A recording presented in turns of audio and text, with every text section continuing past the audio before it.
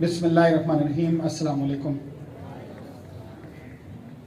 तमीम ने सही कहा है कि स्पोर्ट्स जो है ख़त्म हो गई हैं और अब जो है आप सब जो है अपने असल काम जो आपका है, जो हमारा भी असल काम है, वो है तालीम।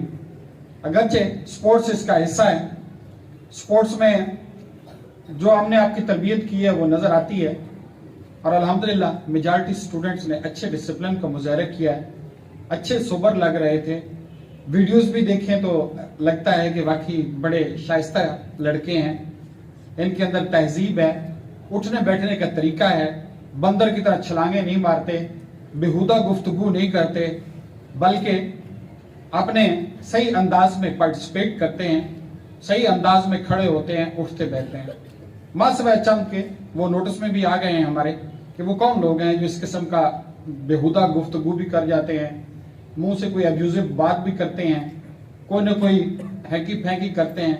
काश वो भी ना करते तो हम कितने खुश होते कि हमारे तमाम स्टूडेंट्स अल्हम्दुलिल्लाह हम जो रोज आपसे बातें करते हैं, आपकी तरबियत करते हैं, आप इसको माहौल में रखते हैं और हमारी पूरी कोशिश होती है हमारे अमल से, हमारे किरदार से, हमारे मुंह से कोई ऐसी बात न निकले जिसका बुरा असर हमारे इन प्यारे बच्चों पे हो, ताकि इनकी तरबियत जो है एक सेफ एंड साउंड माहौल में हो और हम भी खुशी से कह सकें कि ये हमारी पैदावार है, ये इस इदारे की पैदावार है जिस पे हम सबको फख्र है और हम जो है सीना तान कर कहते हैं कि अल्हम्दुलिल्लाह हमने ऐसे बच्चे प्रोड्यूस किए हैं और क़यामत के रोज भी अल्लाह से कहेंगे कि अल्लाह और तो कुछ नहीं कर सके, कम से कम ये हमने जरूर किया है कि ऐसे बच्चे हमने अपने इदारे से निकाले हैं कि जो अमन का पैगाम है, जो लोगों के लिए खुशी का पैगाम है, जो इंसानियत के लिए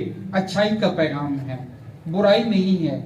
उनकी जुबान से, उनके हाथों से कोई बंदा जख्मी नहीं होता, बल्कि वो जख्मियों को भी सहारा देते हैं।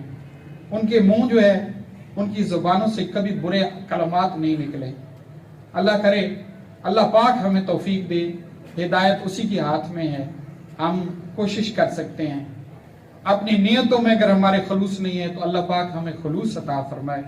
हम किसी के लिए मुखलिस ना हो, लेकिन आपके लिए हम मुखलिस रहें, हर लम्हा मुखलिस रहें कि इन बच्चों के लिए हमारी जान भी हाजिर है। अल्लाह ताला इन्हें कामयाब करे। दूसरे बेटे, अभी आप इस तरफ आ जाएं कि फिर गवर्नमेंट, फिर छुट्टियां, फिर विंटर वेकेशन और उसके बाद पता नहीं क्या। एक तो बन चुका है कि वो सुनते थे कि पुराने जमाने में जो वडेरे होते थे अपने इलाके में बच्चों को पढ़ने नहीं देते थे, क्योंकि पढ़ेंगे तो इनके अंदर शऊर आएगा, शऊर आएगा तो इनकलाब आ जाएगा, कहीं बगावत हो जाएगी। ये भी इस मुल्क का दस्तूर बन चुका है, एक माफिया गालिब है कि स्कूल बंद करो चाहे जो मर्जी है हो जाए। अब फिर वही विंटर वेकेशन का एक हंगामा चल रहा है।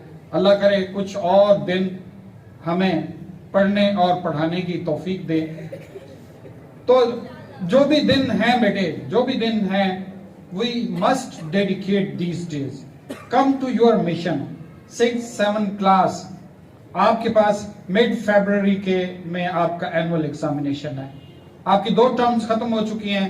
This is the last term is going to start today and you have to revise the whole syllabus. Whatever you have learned within last 2 terms, science, math, Urdu, English, Islamiyat, तर्जमा Quran, you have to simply revise in this term।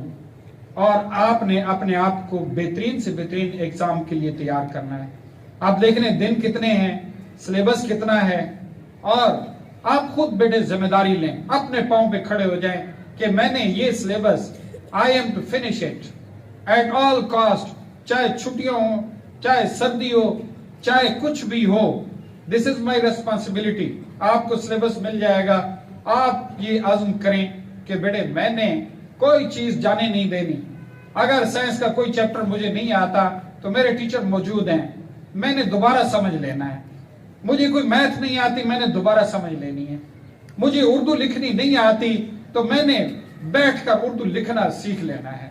मैंने English पढ़ना, लिखना, बोलना सीख लेना है। बेटे do it. जब आपके सामने आपका एजेंडा है तो go for it. And specially बेटे 9 और 10 क्लास टाइम, 9 सीनियर और 10 class time is ticking out बेटे। ये आपके लिए सबसे कीमती टाइम है। This is the best time. इस टाइम में बेटे इन्वेस्ट करें, अपनी एनर्जीज को इन्वेस्ट करें, अपनी सलाहियतों को इन्वेस्ट करें। आपको कई गुना ज्यादा इसका प्रॉफिट मिलेगा। एक होता है चीजों को स्पेंड कर देना, एक होता है इन्वेस्ट करना। इन्वेस्ट का कंसेप्ट इसमें है कि आप लगाएं और उससे प्रॉफिट वापस लें, उससे रिटर्न लें। बेटे ये टाइम खुदा गवाह है कि सारी जिंदगी आपको रिटर्न देगा। 9, 10 क्लास याद रखें कि आज का एक लम्हा, एक मिनट, एक घंटा जो आप एक्स्ट्रा लगाएंगे, it will pay you many times, whole life time, जिंदगी भर आपको वापस पे करेगा। तो ये बहुत बड़ी इन्वेस्टमेंट है बेटे। हम चंद रुपए लगा के वापसी लेते हैं। आज आप बेटे अपनी सलाहियतों को इन्वेस्ट करें, अपने टाइम को इन्वेस्ट करें, अपने बेहतर फ्यूचर के लिए, अपनी क्वालिटी ऑफ लाइफ के लिए इन्वेस्ट करें। कोई छोड़ दें बेटे, अब इन दिनों में सब छोड़ दें। सिर्फ और सिर्फ आपके ज़हन पे एक सवाल होना चाहिए कि I am to get 95, 98% marks. More than 90 हर बंदा आज़म कर ले कि more than 90 I am to gain. आप अगर इस आज़म पे पक्के हो जाएंगे कि I am to gain these marks, खुदा गवाह आपको कोई नहीं रोक सकता।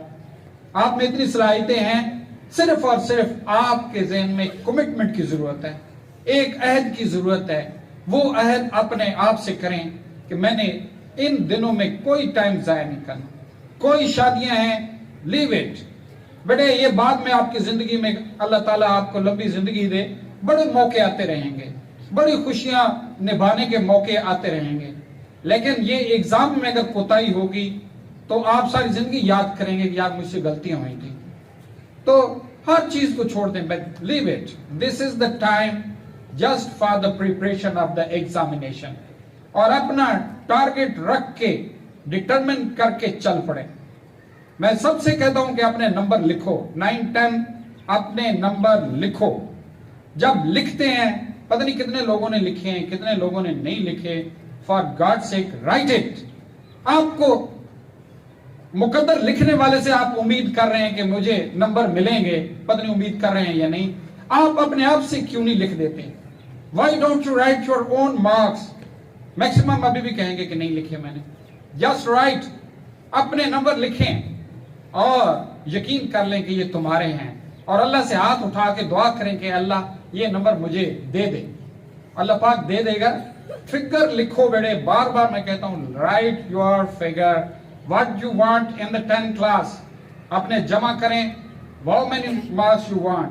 9 क्लास आप कितने चाहते हैं, समझाई ना। पिछली दफा हमारे इदारे से 548 है ना, second position in the board.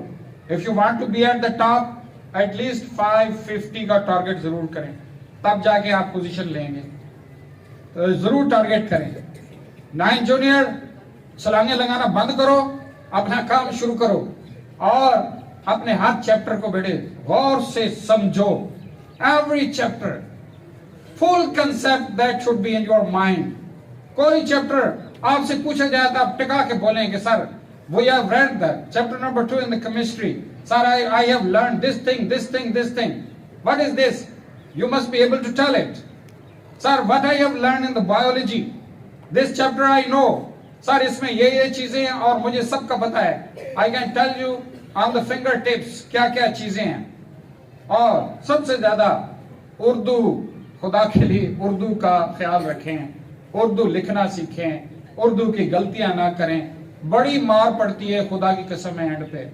हम खुद रोते हैं कि यार हमारा बच्चा टॉपर है, उर्दू में 15 नंबर की डज लग गई है, गया तहसील में भी नहीं है, नहीं डज लगनी चाहिए यार। हम जब हमें पता है कि ये चीज हमें खराब करती है तो फिर खबरदारी का तदारक है। पे फुल अटेंशन बेटे, you should be able to write the full sentences in Urdu, बोल इंग्लिश रहा हूं। उर्दू का सेंटेंस पूरा लिखना है, खुशखत्ती होनी चाहिए, इमला की गलती नहीं होनी चाहिए, खुदा के लिए ग्रामर की गलती नहीं होनी चाहिए, खा जाती है हमें। जो ही आप 2-3 सेंटेंस गलत लिखते हैं, उसकी नजर पड़ती है सारे पेपर में, आपको डाउन कर देता है। आपकी इतनी मेहनत, physics, chemistry, math, bio, English सारी ढेर हो जाती है। खुदा के लिए ढेर ना होने दें। ठीक है बेटे, अपना एजेंडा क्लियर करें and be very much specific on your target. Thank you very much बेटा।